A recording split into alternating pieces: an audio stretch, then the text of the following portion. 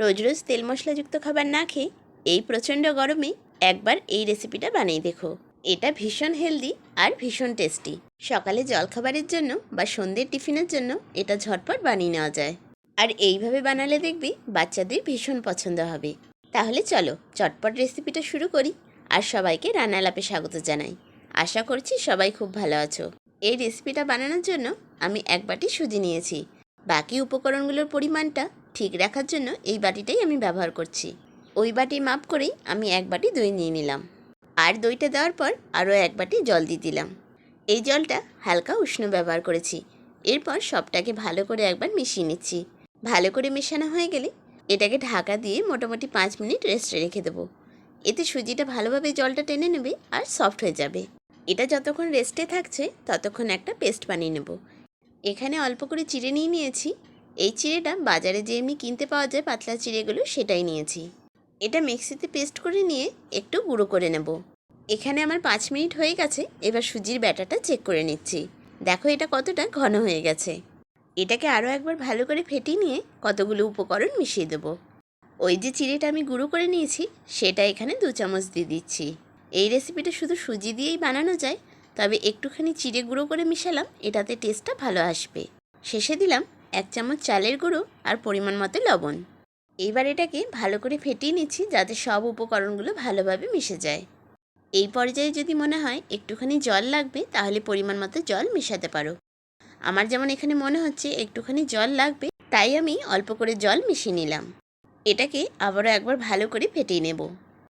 এই ব্যাটারটার ঘনত্বটা খুব বেশি পাতলাও হবে না, আবার খুব বেশি পুরোও হবে না, মোটামুটি মিডিয়াম ঘনত্বেরই রাখবো।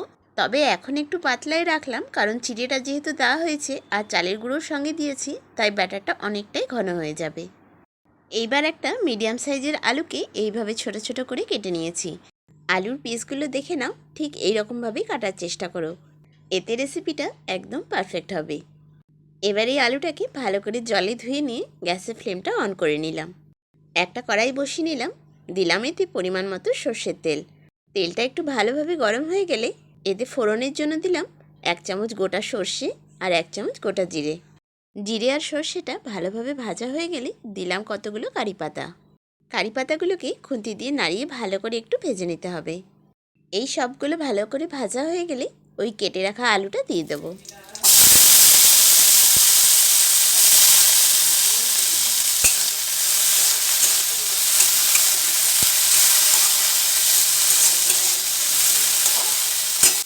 আলুটা 1 মিনিট একটু নাড়িচাড়িয়ে ভেজে নেওয়ার পরে দিয়ে দেবো পরিমাণ মতো হলুদ আর পরিমাণ মতো লবণ। তারপরে আবারও একবার ভালো করে আলুটাকে ভেজে নিতে হবে। বন্ধুরা, রেসিপিটা যদি ভালো লাগে তাহলে একটা লাইক দিয়ে আমার পাশে থেকো। তোমাদের একটা লাইক নতুন ভিডিও বানানোর জন্য ভীষণ উৎসাহ দেয়। আর নতুন বন্ধু হয়ে থাকলে চ্যানেলটা সাবস্ক্রাইব করে আমায় একটু সাপোর্ট করো। সঙ্গে বেল আইকনটা প্রেস করে রেখো, তাহলে আমি যখন নতুন ভিডিও আপলোড করব তোমাদের কাছে নোটিফিকেশান চলে যাবে।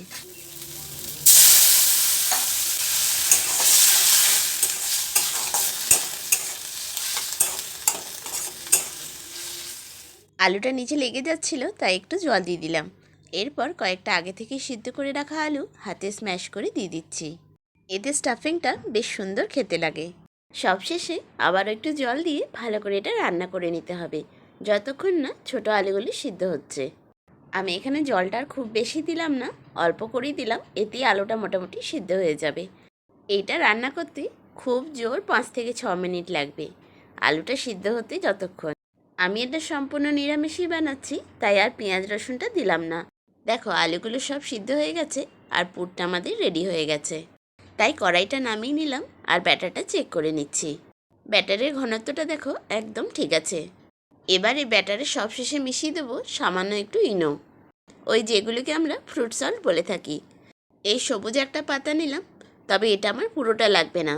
এখানে যতটা ব্যাটার আছে সেই অনুযায়ী আমি এটা অল্প করে নিয়ে নিলাম। জল দিয়ে এবার এটাকে অ্যাক্টিভেট করে নিতে হবে, তাই আমি এর উপরে 2 চামচ জল দিয়ে দিলাম। পুরো ব্যাটারটার সাথে এবার এটাকে ভালো করে মিশিয়ে নিতে হবে।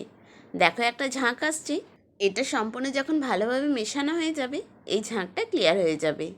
এবার দেখো ব্যাটারটা ভালোভাবে মিক্স করা হয়ে গেছে, আর কোনো ফেনা আসছে না। থিকনেসটা কীরকম রেখেছি দেখে নিশ্চয়ই বুঝতে পারছো।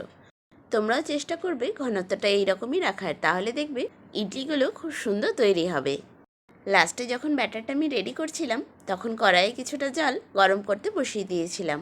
এবার জলটা ফুটতে শুরু করেছে, তাই একটা ঝাড়নি থালা বসিয়ে তার উপর 4টে ছোট ছোট প্লেট রাখলাম। প্রতিটা প্লেটেই অল্প করে তেল ব্রাশ করে নিতে হবে। এর কারণ হলো পরে ইডলিটা ছাড়াতে আমাদের সুবিধা হবে। এরপর যে ব্যাটারটা আমি রেডি করলাম সেটা অল্প করে প্লেটে দিয়ে দেবো। আর যে আলুর পুরটা আমি রেডি করেছিলাম সেটাও মোটামুটি 1.5 চামচের মতো এই ব্যাটারের উপরে দিয়ে দিলাম। উপর থেকে আরও কিছুটা ব্যাটার দিয়ে দিতে হবে, জাস্ট এটাকে কভার করার জন্য। এই রকম করেই আমি সমস্ত ইডলিগুলো বানিয়ে নেব। এই একটা ব্যাচে আমি 4টে করে প্লেট রেডি করে নিচ্ছি। তবে এখানে 5টা প্লেটও একসাথে রেডি করা যায়, কারণ প্লেটগুলো খুবই ছোট ছোট, তাই 5টা একসাথে বসালেও কোনো অসুবিধা হবে না। যাই হোক, এগুলোকে ঢাকা দিয়ে স্টিমে 6 মিনিটের মতো রান্না হতে দেবো। এই রকম রেসিপি তোমরা ঘরে জলখাবারের জন্য বা সন্ধ্যে টিফিনের জন্য একবার বানিয়ে দেখতে পারো। দেখবে বাড়ির প্রত্যেকের ভীষণ পছন্দ হবে, আর বাচ্চাদের তো পছন্দ হবেই, কারণ এটা স্টাফিং করা আছে। এটার জন্য তোমরা আলাদা করে চাটনি বানাতেও পারো, অথবা আমার মতো সস দিয়েও সার্ভ করতে পারো। দেখো, একটা চেক করে দেখিয়ে দিলাম এটা কতটা সফট হয়েছে, আর ভিতরটা কি সুন্দর স্টাফিং ভরা আছে। তাহলে এই গরমে একবার এটা অবশ্যই ট্রাই করে দেখো। ভালো লাগলে একটা লাইক করে দিও, চ্যানেলটা সাবস্ক্রাইব করে নিও আর শেয়ার করো। আবার দেখা হবে, বাই।